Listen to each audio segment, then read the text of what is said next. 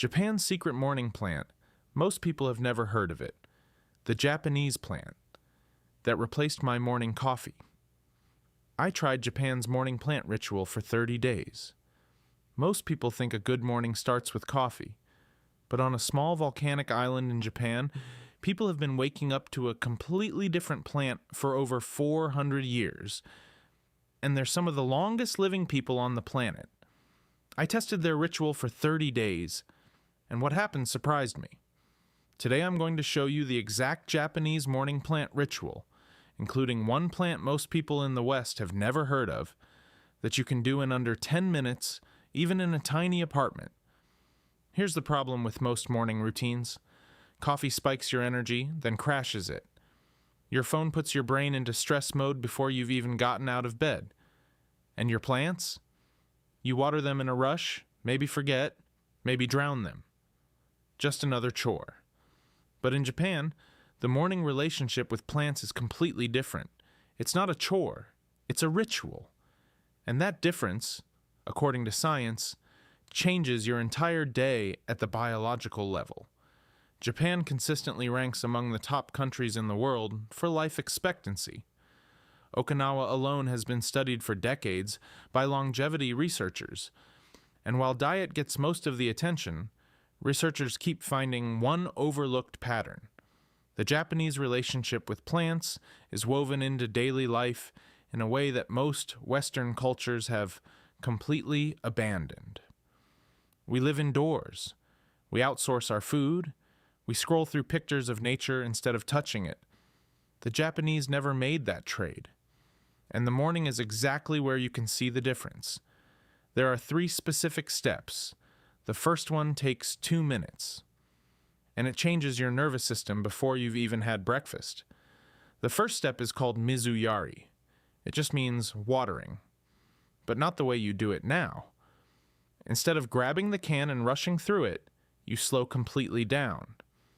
You feel the weight of the water, you watch it absorb into the soil, you check each leaf. Is it reaching toward the light? Does it look healthy?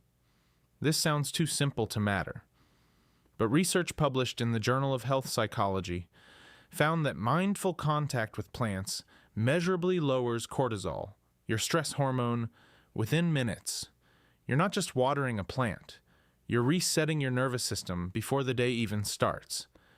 The Japanese call this concept ma, the appreciation of slowness and space. It sounds philosophical, but the biological effect is real. Your heart rate drops, your breathing slows, your nervous system shifts from fight or flight to rest and digest, and you haven't even left your living room yet. But step 1 is just the foundation, because step 2 involves a plant that most Westerners have never heard of. And what it does in your body first thing in the morning, that's where it gets genuinely interesting. On Hachijo Island, a remote volcanic island south of Tokyo, people grow and eat a plant called Ashitaba. The name literally means tomorrow's leaf, because when you cut a leaf in the evening, a new one has already grown back by the next morning.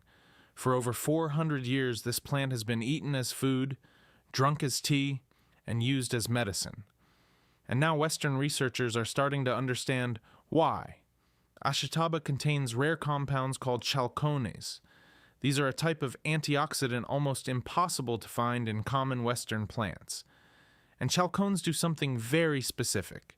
They support your mitochondria. Those are the tiny energy factories inside every cell in your body. Here's the key difference between Ashitaba and coffee. Coffee borrows energy from tomorrow to pay for today. Ashitaba helps your cells make energy more efficiently, so you actually have more to draw from, naturally. And here's where it gets even more interesting. Because researchers found that Ashitaba does something in the morning that most people try to get from fasting, but without skipping a single meal.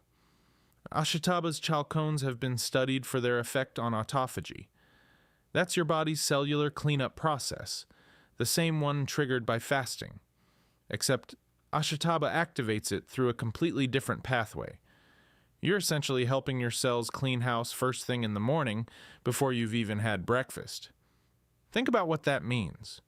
Most people do 16-hour fasts just to get this effect. Ashitaba gives your cells the same signal, from a cup of tea. But the preparation matters more than most people realize. Get this wrong, and you destroy the exact compounds that make this plant work.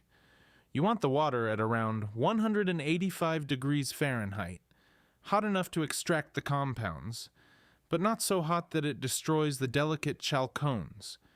Use 1 to 2 teaspoons of dried leaves per 240 milliliters of water. Steep for exactly 7 minutes. The tea will taste slightly bitter and earthy. That bitterness is a good sign. It means the active compounds are intact. If your Ashitaba tea tastes like plain grass water with no bitterness, the compounds are gone. Where do you find it? The plant itself is easy to grow on a sunny windowsill. Dried leaves and powder are widely available online. When buying, look for products that mention chalcone content on the label. That tells you the supplier actually knows what makes this plant valuable. One important note: do not take Ashitaba with coffee. Caffeine triggers the same stress response that Ashitaba is designed to calm. Give yourself at least 2 weeks without morning caffeine.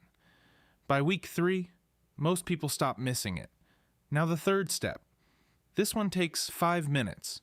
It sounds almost too simple. But when you combine it with steps 1 and 2, the effect is completely different from doing it alone.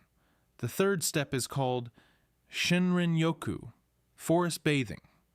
Japan's government officially recognized this as a public health practice in 1982. Not a wellness trend. Government healthcare policy. Studies show that 5 minutes near green, living plants drops blood pressure, lowers heart rate, and reduces cortisol. The same stress hormone from step 1. You're stacking 2 cortisol-lowering practices back to back, Mizuyari at the start, Shinrin-yoku at the end, with Ashitaba tea in between. You don't need a forest, a park, a balcony, a window with a leafy plant and morning light. What matters is no phone, slow pace, and something alive in your field of vision. Here's what I didn't expect when I actually tested this for 30 days. I didn't force myself to stop reaching for my phone. It just stopped being the first thing I wanted. The plants became my anchor. Science explains this through attention restoration theory. Nature doesn't demand anything from your brain. It lets it recover. And when you start your day with recovery instead of stimulation, everything that follows feels different. So here's the full Japanese morning plant ritual in 3 steps. Step 1, Mizuyari. Water your plants slowly and mindfully. 2 minutes. Step 2, Ashitaba tea, 185 degrees, 7 minutes steep, drink it warm. Step 3, 5 minutes outside near something green. No phone. 10 minutes total. The Japanese have been doing this for centuries, and modern science keeps proving they were right. Ashitaba isn't a magic pill. Week 1 you might just sleep better. Week 2 you start waking up more naturally. By week 4, the energy patterns feel fundamentally different. It's slow, cumulative, exactly like how plants grow. If Ashitaba surprised you, watch this next. These plants do something even more powerful for your body.